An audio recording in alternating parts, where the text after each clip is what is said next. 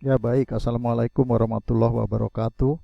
Mahasiswa sekalian, pada pertemuan kali ini kita akan lanjutkan materi kita tentang indeks antropometri. Pada pertemuan yang lalu kita telah bahas pengertian indeks antropometri. Kemudian pada kesempatan ini kita akan perdalam masing-masing indeks antropometri yang dipakai untuk menentukan status gizi.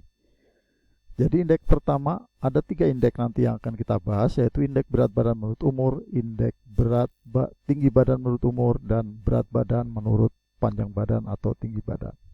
Yang pertama adalah indeks berat badan menurut umur. Indeks ini menggambarkan berat badan relatif dibandingkan dengan umur anak. Artinya kalau kita pengen tahu pada umur sekian berapa berat badan yang normal, maka kita pakai berat badan atau indeks berat badan menurut umur. Atau pertanyaan sebaliknya, berat badan yang normal untuk anak usia sekian itu berapa kilo, maka Anda harus pakai indeks berat badan menurut umur untuk mengkajinya. Nah, kategori indeks berat badan menurut umur ada 4, yaitu kalau dia kurang dari minus 3 standar deviasi disebut berat badan normal, berat badan sangat kurang atau severely underweight. Kalau di antara minus 3 dan minus 2 SD namanya berat badan kurang atau underweight. Kemudian yang antara minus 2 sampai dengan plus 1 disebut berat badan normal. Untuk lebih dari 1 standar deviasi disebut risiko berat badan lebih. Nah itu. Nah kategori ini dan ambang batasnya harus Anda hafal. Jadi Anda tahu nanti kalau angkanya sekian, sebutannya atau kategorinya apa. Karena masing-masing indeks nanti sebutannya berbeda-beda dan kategorinya berbeda-beda. Ya. Kalau sebutan kategori tadi kita terapkan di tabel indeks berat badan menurut umur, maka kira-kira begini. Ada tabel indeks berat badan menurut umur. Di sini berat badan, di sini umur. Antara yang normal dulu kita sebut. Yang normal antara minus 2 sampai dengan plus 1 disebut berat badan normal. Berarti anak-anak dengan umur sekian yang beratnya antara sekian sampai sekian itu berada dalam kategori normal. Kalau lebih dari ini berarti misalnya 3,94 ke sini berarti dia beresiko untuk berat badan lebih. Sedangkan di antara minus 2 dengan minus 3 standar deviasi disebut berat badan kurang. Dan kalau kurang dari minus 3 artinya kurang dari 2,1, misalnya 2,0 ke bawah, dia disebut berat badan sangat kurang. Ini adalah indeks untuk berat badan menurut umur. Contohnya begini, kalau ada anak laki-laki umur 8 bulan, berat badannya 9 kilo, bagaimana status gizinya? Nah, maka Anda yang pertama-tama Anda lihat anak laki-laki, berarti Anda buka dulu tabel untuk anak laki-laki. Nah, ini kebetulan yang terbuka adalah tabel untuk anak laki-laki. Kemudian Anda cari 8 bulan itu ada di mana. 8 bulan ini umur 012 ternyata ada di sini. Kemudian berat badannya 9 kilo. 9 kilo itu ada di mana? Anda geser ke samping horizontal. Di mana yang paling mendekati? Oh, adanya di sini. Berarti 9 kilo itu berada di antara minus 2 standar deviasi dan plus 1 standar deviasi. Nah, Anda masih ingat kalau dia berada di antara ini dan ini sebutannya apa? Ya, sebutannya adalah berat badan normal. Berarti jawabannya adalah untuk anak laki-laki 8 bulan berat badan 9 kilo dengan indeks berat badan menurut umur, status gizinya disebut normal atau berat badannya normal. Ya. Saya rasa mudah untuk Anda pelajari. Kemudian indeks berat badan menurut umur ada kelebihannya. Kalau kita menggunakan indeks ini, itu bisa dikaji atau bisa ketahuan lebih mudah dan cepat dimengerti oleh masyarakat.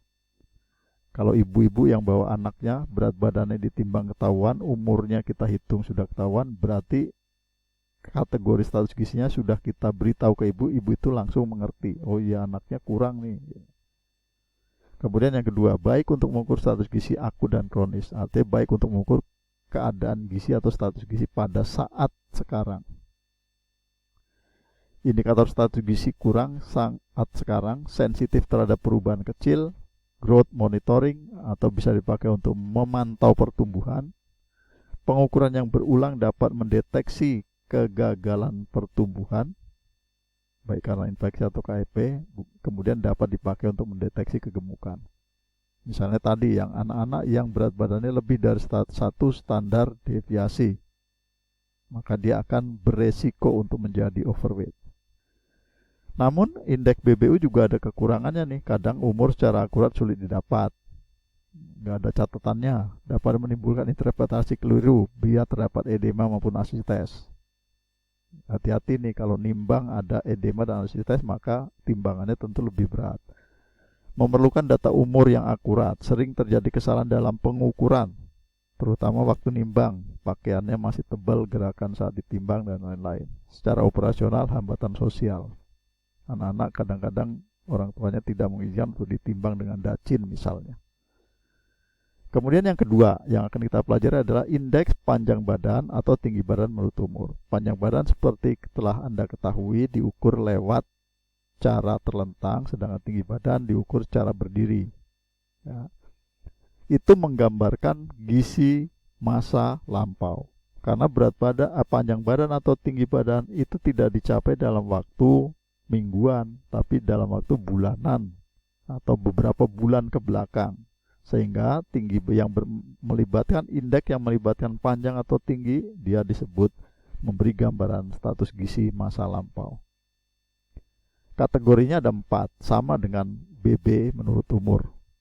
Cuma nama kategorinya beda. Anda perhatikan nih, kurang dari -3 SD disebut sangat pendek atau severely stunted. -3 sampai -2 pendek atau stunted, yang normal masih sama, -2 plus standar 1 deviasi normal, kemudian lebih dari 1 standar deviasi disebut tinggi. Nah, ini kategorinya beda, makanya Anda harus hafalkan ini. Kalau kita lihat di tabel, maka kalau kita bisa lihat di gambaran ini, normalnya masih dari -2 sampai -1 sampai +1. Panjang ya, ini untuk panjang. Kemudian yang pendek adalah segini, yang sangat pendek kurang dari -3 SD, dan lebih dari 1 SD disebut tinggi. Ya. Kalau kita mau lihat contohnya adalah seperti ini. Anak laki-laki 7 bulan, panjangnya 62,8 cm. Tentukan status gizinya menurut panjang badan menurut umur. Maka yang pertama-tama kita harus lihat adalah kita ambil dulu atau buka dulu tabelnya. Tabel untuk anak laki-laki, indeksnya PBU. Nah, ini PB kan, ini panjang badan, di sini umur. Ini untuk anak laki-laki. Nah, kemudian anak laki-laki itu 7 bulan, kita lihat umurnya, seret ke bawah, oh ini 7 bulan ada di sini. Kita lihat ke samping. Nah, panjang 62,8 itu ada di antara mana? Oh, ternyata ada di antara sini kan. 62, pokoknya di antara sini. Oh tidak. Ini agak salah tulisnya, bukan 62,8 tetapi 67,8. Ya. 67,8 kan adanya di sini nih. Nah, ada di sini. Ya. Berarti dia, anak ini berada pada range antara -2 sampai +1 standar deviasi. Kalau Anda lihat, ingat tadi pengkategoriannya, maka anak umur 7 bulan, laki-laki 7 bulan dengan panjang 67,8 berada pada kategori status gizi normal. Nah, itu cara mencarinya. Saya rasa akan lebih mudah kemudian setelah kita pelajari yang indeks BBU tadi. Caranya sama. Indeks TBU atau PBU mempunyai kelebihan, yaitu baik untuk menilai status gizi masa lampau. Jadi kalau Anda ingin tahu status gizinya atau tinggi badannya itu normal atau enggak, panjang badan itu normal atau enggak, maka Anda pakai indeks ini. Alatnya murah dan mudah, karena kita akan mengukur tinggi badan. Pakai Microtoys kan, murah harganya. Indikator kesejahteraan dan kemakmuran suatu bangsa. Jadi secara jangka panjang, tinggi-tinggi, besaran tinggi orang-orang penduduknya bisa mengindikasikan tingkat kesejahteraan dan kemakmuran suatu bangsa. Tentu kekurangannya ada, yaitu berat badan atau tinggi badan atau panjang badan tidak cepat naik. Karena itu ngukurnya nggak bisa tiap minggu, dia harus diukur paling tidak sebulan sekali. Kemudian diperlukan 2 orang untuk melakukannya, sama dengan ukuran yang lain. Tinggi badan, terutama panjang badan, harus ada orang-orang si asisten untuk mengukur. Baik, kita lanjutkan ke indeks yang ketiga. Indeks yang ketiga adalah berat badan menurut panjang badan atau berat badan menurut tinggi badan. Ya. Berat badan memiliki hubungan linear dengan tinggi badan. Ya, berat badan, kalau orang yang naik berat badannya, harusnya normalnya panjang badannya atau tinggi badannya juga naik. Itu orang yang normal begitu. Ya. Indeks berat badan panjang badan atau BBTB menggambarkan apakah berat badan anak sudah sesuai terhadap pertumbuhan panjang atau tingginya. Nah, kalau kita pengen tahu apakah naik berat badannya itu seimbang dengan tinggi atau panjang badannya, maka Anda gunakan indeks BBPB atau BBTB. Nah, jangan salah, jadi nanti Anda memilih 3 indeks ini juga perlu pertimbangan tersendiri. Tergantung apa yang ingin Anda ketahui, status gizi apa yang harus Anda ketahui, maka pemilihan ketiga indeks yang Anda pelajari tadi menjadi pertimbangannya.